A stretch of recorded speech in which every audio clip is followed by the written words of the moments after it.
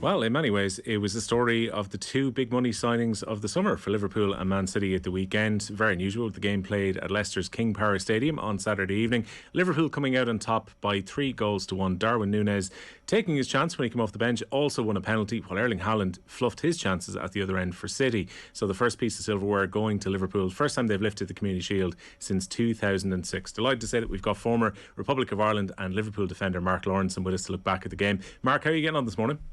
All good, thank you very much. You? Kind of a little bit unusual watching the Community Shield on Saturday. The fact it was away from Wembley, the time that it was moved into.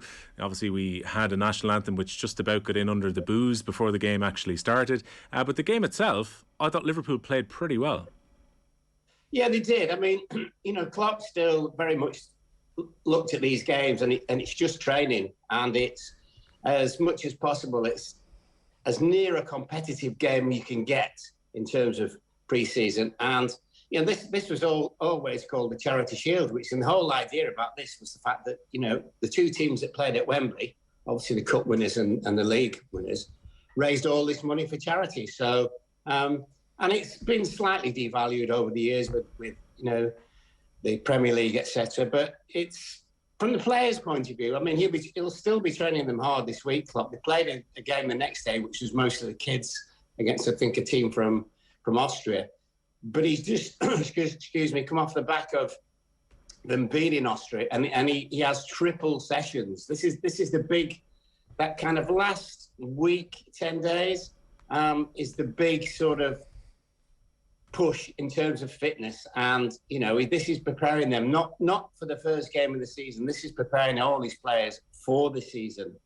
He's always done this since he came to the club, and because of the way they play, with the intensity, etc., it's just so important to him. And yeah, they'll be delighted that they've won it, but he won't be singing about it, will he? No. I think he made a very telling comment in Austria last week when he was asked about this game, and he said, "Look, you win the Community Shield, it's great. You lose, it's no big deal." I think that's the way most people probably look at it when the season is coming around. Well, yeah. Well, I mean, the other thing is, I think we used to share it if we drew. Yeah. Now it's penalties because you have to be spectacle, that tells you everything you need to know. Well done, boys. Go home and start the season next week with no trophies. It probably, the unusual nature of it as well. I know the impact of Wembley being in use on Sunday moved the game to the King Power, but you made a very good point that a lot of teams last weekend played two friendlies on the Saturday and Sunday. So you're just trying to get that work in, but everything's kind of been front loaded for the start of this year. Premier League starts this Friday, and there's a lot of games to be played before they break off for the World Cup. I mean, we're heading into the most unusual of campaigns, Mark. Yeah, well, unprecedented, isn't it? So, in terms of the managers, as much as they think they've got the planning right, who knows? I mean, they'll be delighted, all the top managers, if quite a few of their players actually aren't in the World Cup. So therefore they can't get injured. So that will be good. And maybe, it might change their thinking insofar as, look, we can really go hell for leather from the first game until whenever they stop and take the break for the World Cup. And, the ones who aren't involved in it can just kind of get the feet up for a little while and push on again then in terms of the second half of the season. So it is unprecedented, but it is what it is, and it's the same for everybody. How close, Mark, do you think that the Liverpool team will be to the team he plays? Obviously, with the exception of Adrian, but that outfield 10 that he picked, how close is that? I think it's probably almost there. I remember seeing Núñez in the two games that Liverpool played against Benfica in the Champions League, and certainly in the return leg at Anfield. He roasted them. He roasted the two centre-backs. I don't think Van Dijk played. It might have been Matip and the other guy whose name's Gomez, maybe. No, it wasn't Gomez. It was... Konate. Yes, Konate. Konate. I was going to say Kante thing. What the hell are you on about? Konate. And honestly could have had 4 or 5 goals. And I think that they'd already decided that they wanted him anyway. And I know I heard before you were saying something about the fact that how sharp Salah looked. Well, he's probably got 375,000 reasons every week why he's looking really sharp, isn't he? But, they've lost Mane, but are they really going to miss him? I mean, Fabinho as well, if he can stay fit. I mean, he's just got such competition for places. But it's this searing pace that the three of them have got, which obviously will frighten so many teams. And I know there's always going to be a comparison between Núñez and Haaland, but they're completely different players. I think that in terms of Haaland as well, if we can just go on about that, he needs a lot of grass sort of to run onto. He's not like, you can't really knock it up to him and hold it. He's very much, he runs on to everything, and he's a different style of player. I mean, he's going to score loads and loads of goals. Whether that changes the way City play and whether that maybe even gives them a little bit of a hiccup, I think it's a worry for Pep Guardiola. And don't forget, these teams just virtually win every single game. So, like last year, obviously, Liverpool were a few games behind them, and City had all those points, but Liverpool, almost caught them. I wonder whether it might be the other way around this season. Before we get to Haaland, I think you're raising a really, really compelling point there, Lawro. But do you think they're going to be like roughly Henderson, Fabinho, Thiago with that front three? I mean, how exciting is that to watch that team? Their two fullbacks are effectively wingers, so you have two centre backs, Fabinho to an extent, load of attacking players. Yeah, well, I mean, Fabinho makes them three centre backs. He just sits in front of the other two, and he's the kind of, he just sits there watching when they go forward and tries, if there are any fires to put out, he puts fires out, basically. That's what he does. But he's also, a really good player in his own right in terms of passing, etc. So they won't change. It's just the way that they are. But I think, we saw last season as well that Thiago was an absolute revelation. A number of times I've come on this programme and just gone, I think he's brilliant. I can just watch him play on his own. He's just sensational. He sees things in games that other players, other mortals don't see at all. And it's a very, very important if they keep him fit. And I think also Klopp's not gambling, but hopefully he's probably thinking some of the younger players who were in and out of the squad last year, he's probably thinking that they should kick on as well this season. By far and away, themselves and City got the two outs. Well, they're the two best clubs in the world at the moment. It'd be interesting to see what Madrid and Barcelona are like this season. But most definitely, these are the two best teams in the world, and it's shown week in, week out. So we've seen the debate about City not having a number 9 at all, and now Haaland. To me, I see where you're coming from here. I'm not like, what a footballer, what a bubble of energy and aggression and goals. But is he a City player in those nitty gritty moments? Well, we'll soon find out. That's the thing. And I mean, if the manager's very, very clever, Guardiola, and they'll have studied him like everybody. But you just wonder with City with him whether the kind of the players from midfield going forward might have a little bit too many touches for him, if that makes any sense. Rather than getting a head up and like trying to pass him in straight away. And sometimes they play a little bit tippy-tappy football, and be interesting to see, won't it? But you feel for him, don't you? I mean, he missed a couple of chances on Saturday, and it's like, oh, they've spent all that money on this fella, and he didn't miss this, and he did, and it's like, oh my God, the pressure's nuts, isn't it? It's absolutely crazy. It's mad. Yeah, like Pep has played with two number 9s that are kind of similar to Erling Haaland in Zlatan when he brought him to Barcelona, and that didn't 100% work stylistically, and they were only getting used to each other anyway. Yeah, and then he left, and we all read about what Zlatan had to say about Pep in his book. And then he had Lewandowski at Bayern Munich, which was slightly different because they had more pure wingers that were creating chances for him and played to his strengths. There were times when Haaland was making those runs at the weekend, Mark, and things got slowed up a little bit midfield, and Grealish took a lot of touches over on the left-hand side. To me, it seems almost unusual that they let Raheem Sterling leave when they were bringing in Haaland, because he's the type of player who could have created the space and actually had the trickery to create chances for him. Yeah, it's an interesting one with Sterling, isn't it? Because every time you see him play, he causes major problems. But the thing is, these managers see these players day in, day out, and there is something in the way that Sterling played that obviously Guardiola thought, well, you know what, we get big money for him, we can let him go. So, and I don't think it's an attitude thing with him, because every time he plays, he gave of his best at City. But it's one of those with Haaland is can somebody in midfield get the head up? Well, De Bruyne obviously is the person, and maybe that's the thing.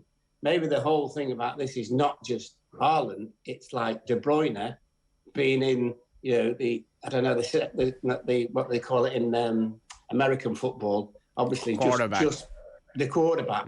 That, I think that's what he's probably looking at. I think saying to him, who the thing about De Bruyne, I mean, he worked extremely hard, but he's allowed to play all over the pitch. And I think the idea generally, I would have thought, would be he gets on the ball, he has one touch, takes it out with his feet, and then he's trying to play it through for Haaland. Look, if he gets it right, Haaland will score 35, 40 goals, but it's a big if. The other players that have been sold, you mentioned Sterling going to Chelsea. Does it speak about City, or maybe the way they don't look at some teams as rivals, where Gabriel Jesus and Zinchenko are allowed to go to Arsenal, Sterling is allowed to go to Chelsea? Is that a case of just City don't see them as rivals whatsoever? Yeah. So they've just decided, the Man City have just decided that good players that they are, they're not good enough for Manchester City. And, there's a big question mark about Jesus, most definitely, because all of a sudden, being in and out of the team a little bit at City, he will be Arsenal's number 9. And the pressure is on him. So, let's see what he does. I mean, obviously players do get better and they do improve. But and I think, it's like the thing for City is find another left back every year, isn't it? They've had that many. And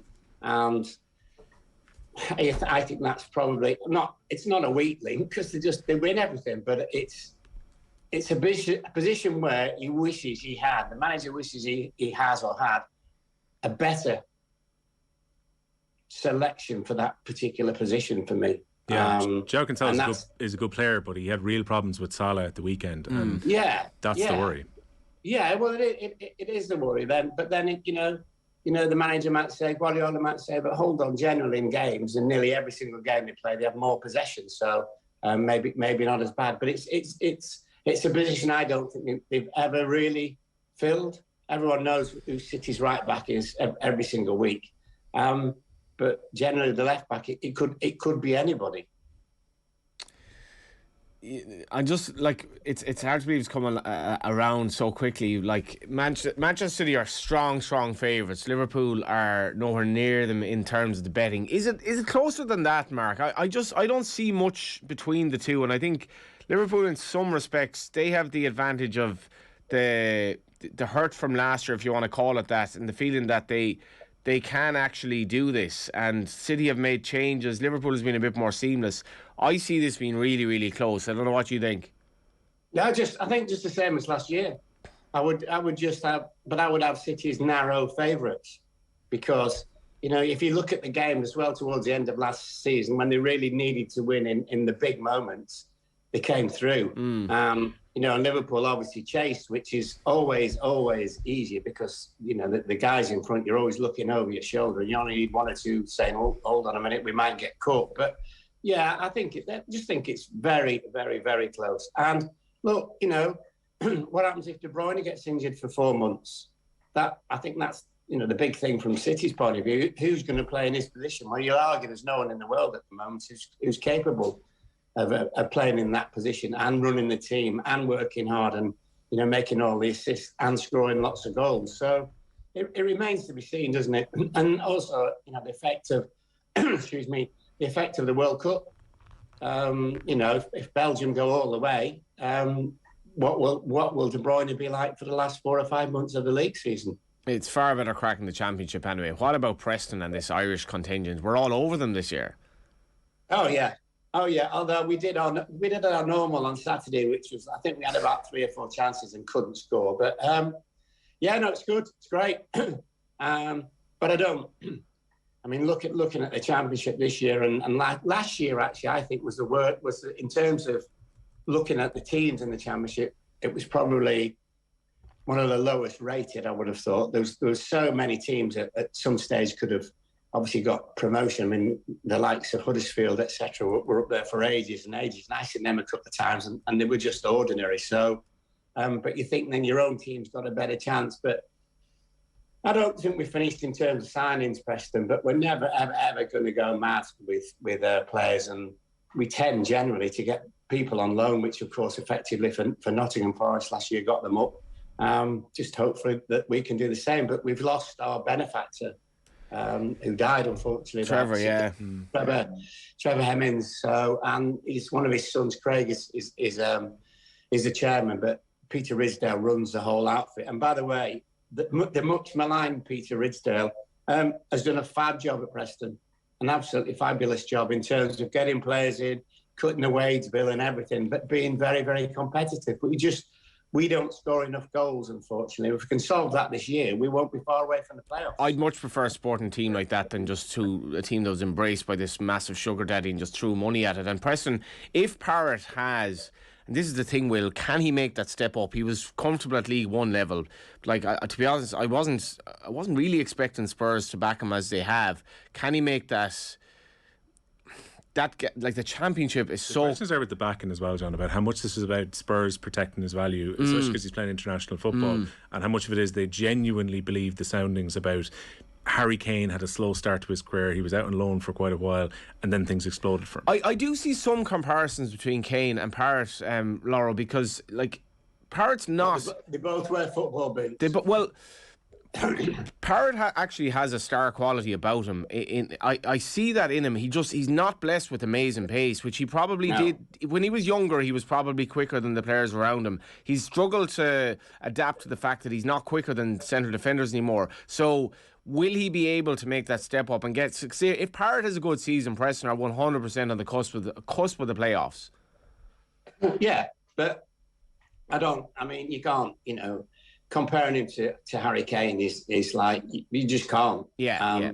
He's like levels, not one level, but levels above him. But he'll get loads of chances at Preston, not just obviously chances in terms of scoring goals, but in being in the team.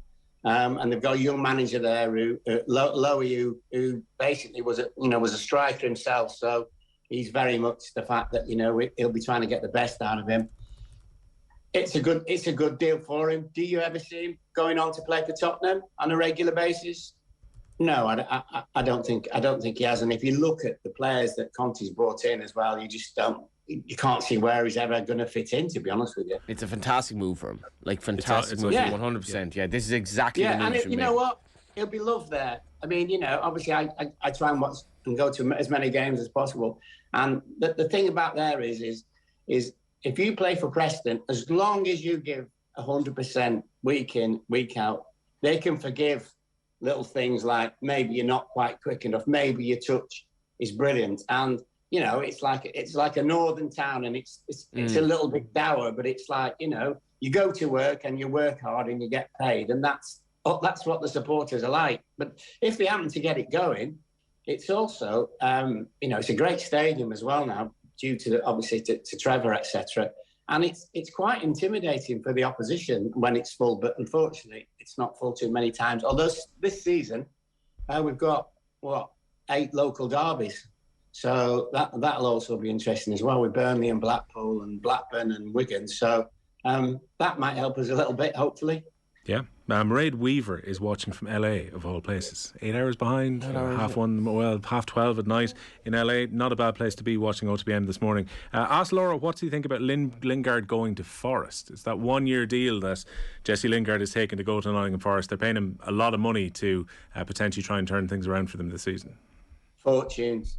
Absolute fortunes, because my relationship with David Moyes, and they wanted him, but Moyes is very much of you can give somebody so much money, but at times it's become ridiculous, and they pulled out. And what was really, really interesting about that, when Lingard was there in COVID, he was brilliant. It was nothing short of brilliant, and some of the goals and assists and all those kind of things. But I remember David Moyes saying to me, he said, the only problem is, he said, we think he's a lad who likes a night out. And I went, oh, yeah, okay. He said, but if you think about it, in COVID, he couldn't go out. And he said he'd stay on in training and all those kind of things. And I'm just a little bit worried if he's gone to Forest for a year. I'll be looking at him and thinking, does he really want to be here? You know, I'd question his career choices too as well, Mark. If West Ham were interested, and it seemed they were back in January, they were probably interested this summer and signed him on a free transfer if the deal made sense for both sides. As opposed to scrapping at the bottom of the Premier League, he could have went to a West Ham team who've had a couple of good seasons back to back. He plays well. He could have put himself back in the picture for the World Cup squad. He was very close to being in the Euro squad last year. Yeah, but doesn't that tell you everything about him? You know, go and play for Forest, and you're going to scrap every week. And listen, got a good manager. You know, spent a lot of money. But will he get the support? Will he get the opportunities? Well, he get the opportunities in terms of playing, but in terms of chances. And I look at a player like that, and I just think, you know what? Why has he gone there? As he just, the pound signs are like, wow, and he's made for the rest of his life. I'm just a little bit worried with stuff like that. I mean, there's nothing better than hungry players. And, you know, I was talking to you before about Bruyne. I mean, how hungry is he? You know, and you think 1 year, and obviously he's getting bundles, and his agents will get bundles as well. But I think it might all end in tears. I hope I'm wrong, but I think it might all end in tears there a little bit. 6 months' time, maybe thinking about his next contract as well. That's the killer for Forest if he starts well. Another one, Laura, I was just thinking, in this very chair at the weekend, John Duggan made the prediction that Spurs are going to split the top two. He thinks his club are going to finish ahead of Liverpool. Now, Spurs have recruited well, but do you think Spurs can finish ahead of Liverpool? No. No, because wait, I think I'm probably on with him at the weekend. Good old John. No, I don't. I think they will be obviously a lot better, a lot more competitive. I don't think you'll see, you know, going to the likes of Burnley on a wet Tuesday night and getting beat 1-0 and those kind of results. I think they will definitely improve on that. But look, the two teams are just, they're machines. They really seriously are just machines. And I think there's got a really good chance Tottenham of finishing third. But in terms of points, I think they'd be quite a distance away from the top two. Well, look, feel free to argue with John at the weekend on OTB on Saturday. Lawro, thanks a million for joining us. Pleasure. Thank you.